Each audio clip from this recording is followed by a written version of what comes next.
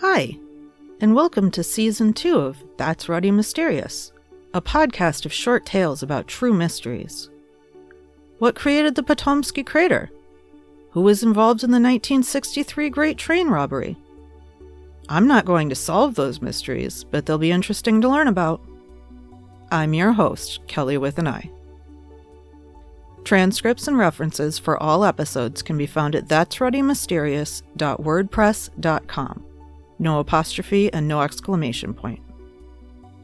Today's tale is about ancient sea peoples.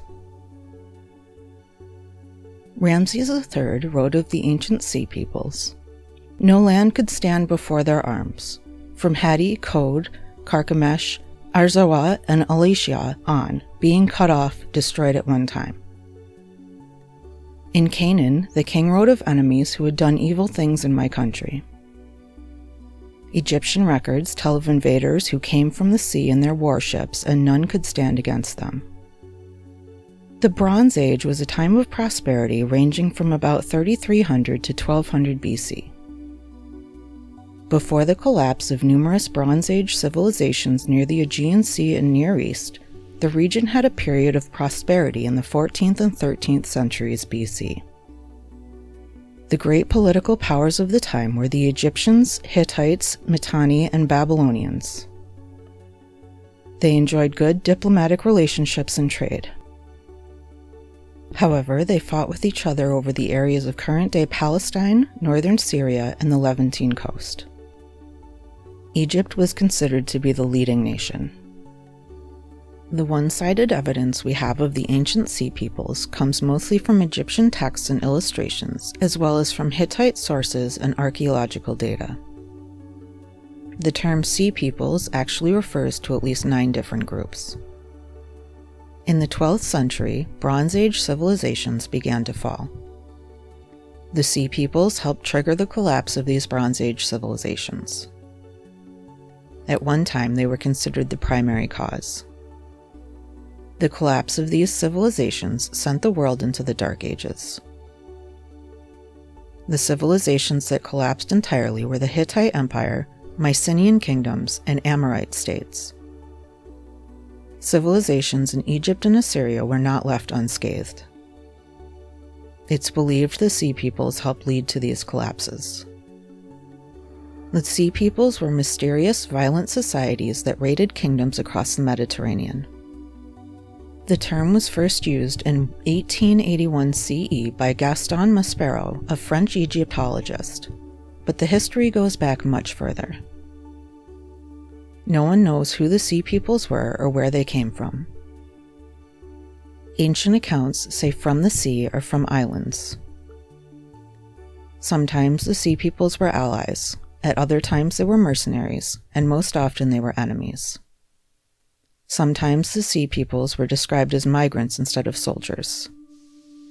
Their ships were said to carry women, children, and household goods. Their attacks were often described as sudden, surprising, and devastating. In the 13th and 12th centuries BC, sources described attacks from oceanic raiders. The Sea Peoples struck places in Egypt, the Hittite Empire, the Levant, and elsewhere in the Mediterranean Sea. Ancient names for the Sea Peoples were Denyen, Ekwesh, Luka, Paliset, Sheklesh, Shurden, Turesh, Chekter, and Weshesh. They were not called Sea Peoples until the modern day. Most of what we know about the Sea Peoples comes from Egyptian accounts written between the 13th and 12th centuries BC, during the reigns of Ramses II from 1279 to 1213 BC, Merneptah from 1213 to 1203 BC, and Ramses III from 1186 to 1155 BC. An account from Ramses II's time claims to have won a battle against the Hittites, although the Hittites also claim to have won this battle. The battle occurred in 1274 BC between the Egyptians and the Hittites.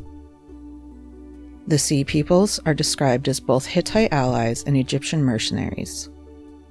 Another account from Ramses II's time period described the Sea Peoples sailing into the Nile Delta where they were met with Ramses' forces. The Sea Peoples were defeated. The battle was recorded on Tanis Stelae II. It reads, "The rebel Sheridan, whom no one knew how to fight, come courageously sailing from the middle of the sea, and their warships none could stand against them. Ramses II neutralized the threat and conscripted some of the Sheridan into his army. In 1286, Ramses fought with the Hittites over Syria. Both armies included sea peoples. The Sheridan fought for Egypt, while the Luca and Dardanians fought for the Hittites. In his 5th year, Merneptah waged war against the sea peoples who had allied with the Libyans. The battle occurred in 1209 BC, and the sea peoples who waged war with Egypt were the Ekwesh, Sheklesh, Sheridan, Luca, and Turesh.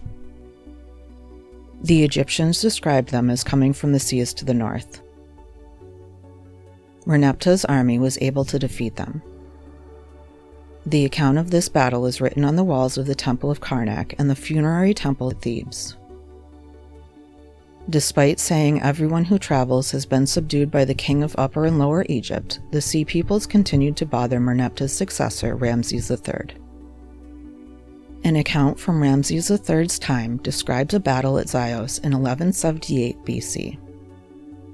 This is the last account of the sea peoples. The account was recorded in Medinet Habu in Thebes. It describes defeating the invading sea peoples.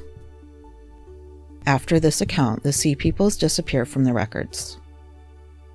Ramses III had spent his entire treasury fighting them. In some places, the sea peoples may have burned down entire cities. The capital of the Hittite Empire, Hattusa, and Megiddo, an important city in Canaan, were both apparently burned down by the sea peoples. They also supposedly burnt port cities in Cyprus, Syria, Palestine, and Greek palaces in Mycenae, Tiryns, and Pylos. The king of Ugarit wrote a letter that was apparently about the sea peoples. In it, he says that the sea peoples had set fire to his towns and had done great damage in the country. The king continued that his army and ships were stationed elsewhere, so they had little in the way of defenses. It's currently believed that some of the sea peoples have been identified. The Ekwesh may have been Bronze Age Greeks. The Turesh and Tyrrhenians may have been sailors and pirates from Anatolia. The Sheridan may have been Sardinian. The Sheklesh were most likely identical with the Sicilian tribe Sihouli. The Pelest were probably Philistines from Crete. This is believed to be the only major tribe of sea peoples to settle permanently in Palestine. It's also possible that some of the sea peoples were from Western Asia Minor, the Aegean Sea, the Mediterranean islands, or southern Europe. They may have been Etruscan, Trojans, Philistines, Mycenaeans, or Minoans. The sea peoples may have been driven to the sea because of environmental factors like drought. It's believed that the history of the sea peoples has been lost partially because the sea peoples were not literate. There are no first-hand accounts from the sea peoples themselves. The history may also have been lost because they were made up of different tribes that came together to raid and then went their separate ways. There are several theories as to what led to the sea peoples beginning. The first is that earthquakes throughout the region caused widespread destruction which displaced the sea peoples. This sounds good, but there are no historical records of earthquakes. Some believe that a drought in the area led to the creation of the sea peoples taking advantage of it. There is some historical evidence of a drought. Others say overpopulation in the Aegean region led to the movements of the sea peoples. The region of Messenia and the Peloponnese Peninsula had a population of 50,000 just before the sea peoples began raiding. Where did the sea peoples originally come from? What caused them to begin raiding?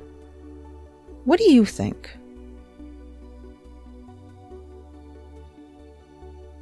Thanks for listening to today's episode of That's Ruddy Mysterious. I'm your host, Kelly with an I.